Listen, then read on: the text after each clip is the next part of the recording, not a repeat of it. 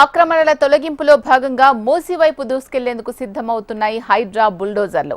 ఈ వారం మూసీ ఆక్రమణల కూల్చివేతలపై హైడ్రా దృష్టి సారించింది. శని ఆదివారాల్లో భారీగా మూసీ ఆక్రమణలు కూల్చివేయనున్నారు.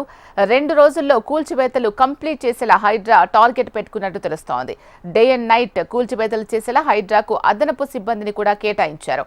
గోల్లాక, చాదర్ఘాట్, ముసారాంబాగ్ మూసీ ఆక్రమణల కూల్చివేతకు రంగం సిద్ధమైంది. మూసీ నివాసితుల కోసం డబుల్ బెడ్రూమ్ ఇళ్లు కేటాయించాలని సర్కార్ నిర్ణయం తీసుకున్నట్లు సమాచారం.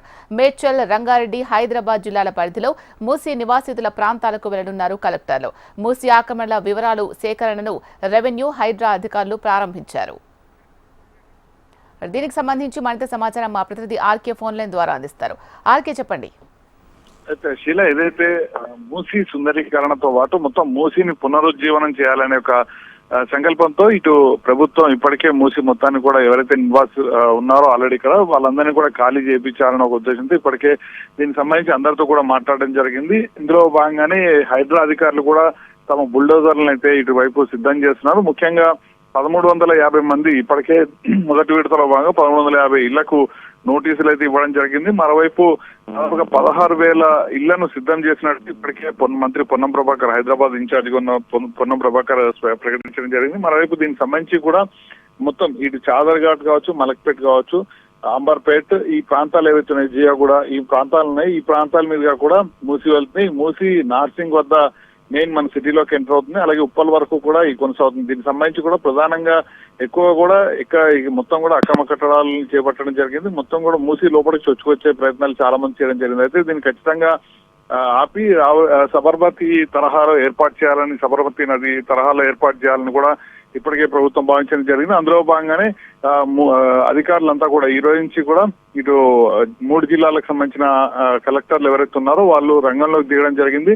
మొత్తం ఎవరైతే నిర్వాసితులుగా మారుతున్నారో మూసీ ప్రక్షాళనలో భాగంగా వాళ్ళందరితో కూడా మాట్లాడి పూర్తి స్థాయిలో ఏ విధంగా వాళ్ళకి డబుల్ బెడ్రూమ్ ఇల్లులు కేటాయించడం జరుగుతుంది, వాళ్ళకి సంబంధించిన అన్ని విషయాలను కూడా కూలంకుషంగా వాళ్ళతో చెప్పడం జరుగుతుంది. ఎందుకంటే ఈ కూల్చివేతల సమయంలో ఎలాంటి ఉద్రిక్తతలు చోటు చేసుకోకుండా ముందు జాగ్రత్త భాగంగా ఇటు జిల్లా కలెక్టర్లు, అలాగే రెవెన్యూ అధికారులు, హైడ్రాకు సంబంధించిన అధికారులు అందరూ కూడా ఇప్పటికే గ్రౌండ్ లెవెల్లోకి అయితే వెళ్ళడం జరిగింది. గ్రౌండ్ లెవెల్లోకి వెళ్ళి మొత్తం మూసీకి సంబంధించిన ప్రక్షాళన అంశంతో పాటు మూసీకి ఎవరైతే నిర్వాసితులుగా మారుతున్నారో వాళ్ళకి ఏ విధమైన న్యాయం చేస్తామో ఈ విషయాలన్నింటినీ కూడా వాళ్ళకి కూలంకుషంగా వివరించబోతున్నారు. అదే సమయంలో ఇప్పటికే ఇటు రెవెన్యూ అధికారులు, హైడ్రా అధికారులు కూడా మొత్తం ఏ ఇల్లు మొదటి విడతలో భాగంగా కూల్చివేయడం జరుగుతుందో వాటికి సంబంధించిన మార్కింగ్ ప్రక్రియ కూడా ఇప్పటికే పూర్తి చేయడం జరిగింది. మరోవైపు ఈ శనివారం, ఆదివారంలో 2 రోజుల పాటు కూడా పూర్తి స్థాయి అంటే డే అండ్ నైట్ మొత్తం కూడా అదనపు సిబ్బందితో ఈ కూల్చివేతల ప్రక్రియ చేపట్టేందుకైతే సిద్ధమవుతున్నట్టు తెలుస్తుంది. మరోవైపు హైడ్రా అధికారులకు సంబంధించి కూడా హైడ్రా కమిషనర్ గా ఉన్న రంగనాథ్ కూడా ఇప్పటికే అధికారులందరినీ సిద్ధం చేయడం జరిగింది. ఈ శని ఆదివారాలు అందరూ కూడా అందుబాటులో ఉండాలని, ఎవరికి లీవులు కూడా లేవంటూ కూడా